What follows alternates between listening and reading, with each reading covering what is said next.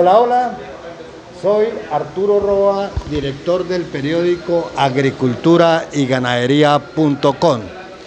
Me encuentro en compañía del señor Leonard Snyder, quien nos va a hablar de un programa de cooperación que desarrolla su organización con diferentes entidades del sector agrícola en Colombia. Pero vamos a hacer que él nos cuente directamente. Primero, don Leonard, bienvenido al periódico Agricultura y Ganadería. Gracias. Don Leonard, ¿cómo se llama su organización? Bueno, trabajamos para la Cooperación Internacional Alemana, PIZ, en un programa que se llama ProNDC. Un programa que quiere apoyar más bien a Colombia de adaptarse al clima y de mitigar emisiones en el sector agrícola, especialmente en las cadenas de maíz y cárnica lechera.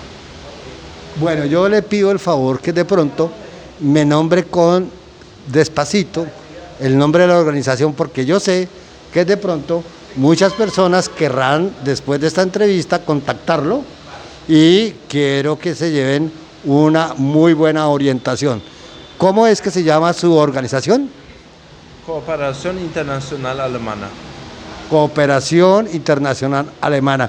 ¿Esta organización reemplazó a la GTZ o es algo parecido? Finalmente, sí, yo no sé, han sido 10, 15 años, es una fusión de diferentes entidades de la cooperación alemana, ¿no? El Servicio Alemán de Cooperación Social y Técnica, el SIM, y la GTZ principalmente. Ok, o sea que el origen de su organización es Alemania. Sí, así es. Bueno, y aquí en Colombia, ¿qué programas desarrollan? Hay un sinnúmero de programas, pero el programa donde trabajamos nosotros aquí en Córdoba y Sucre en los últimos 2 años es el programa ProNDC.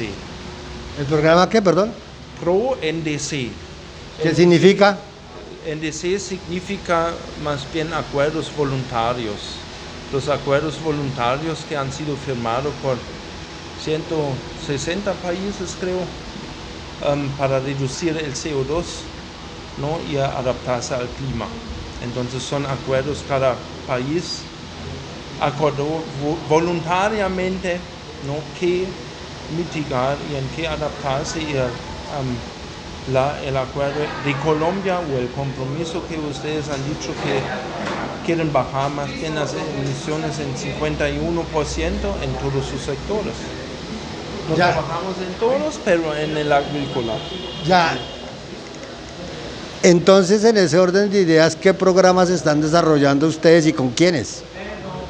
Finalmente, en Córdoba y Sucre trabajamos con la institucionalidad que tiene que responder finalmente a ese acuerdo voluntario firmado en el Acuerdo de París en 2015.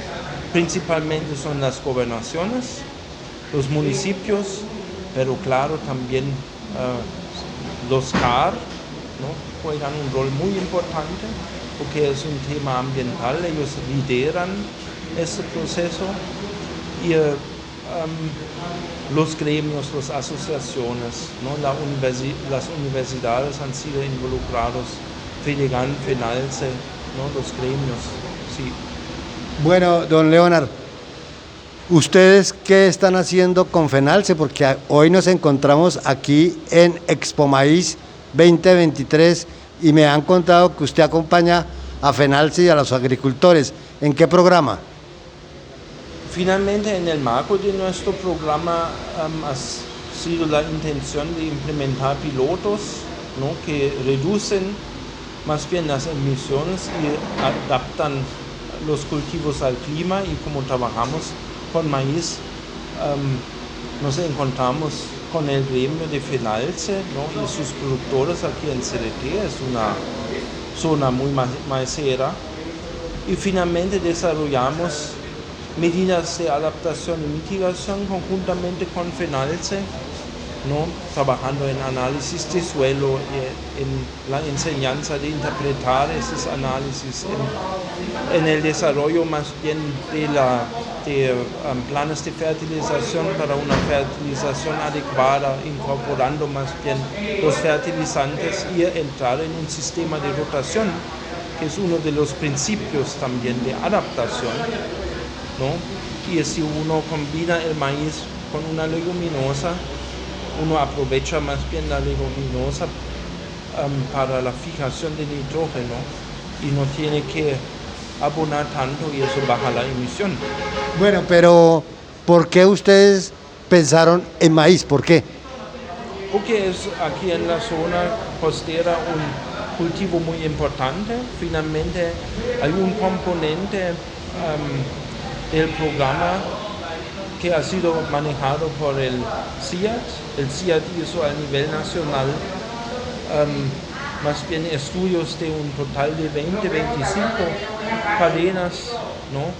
Y finalmente la vulnerabilidad en las cadenas y en las diferentes regiones resultó en una manera que el programa decidió de trabajar más bien en la costa, en ganadería o en las cadenas cárnicas y lácteas y en el maíz aquí en CDT. Bueno, dentro de todos estos programas que ustedes están desarrollando, ¿qué inversiones han hecho, digamos, monetariamente? Finalmente la inversión de la cooperación alemana es principalmente en programas de capacitación, ¿no? Entonces yo creo que en nuestro caso era un caso típico también, ¿no? Que desarrollamos primero una estrategia de capacitación y finalmente trabajamos en diferentes módulos porque la enseñanza técnica no es suficiente para enfrentarse al cambio climático, sino uno tiene que tener realmente una conciencia del tema y tiene que entender como técnico, tanto como productor, el por qué cambiar la actitud, ¿no? Entonces, en términos monetarios, yo creo que el programa en total tiene un volumen de 8 o 9 millones de euros, ¿no? Que principalmente se gasta en personal y capacitación y no tanto en inversiones en materiales, ¿no? Don Leonard, o sea que la intención de ustedes es adaptar el cultivo de maíz a los cambios climáticos que hoy se están presentando. Así es, ¿no? Y con lo que hemos dicho antes, con estas medidas, ¿no? Análisis de suelo,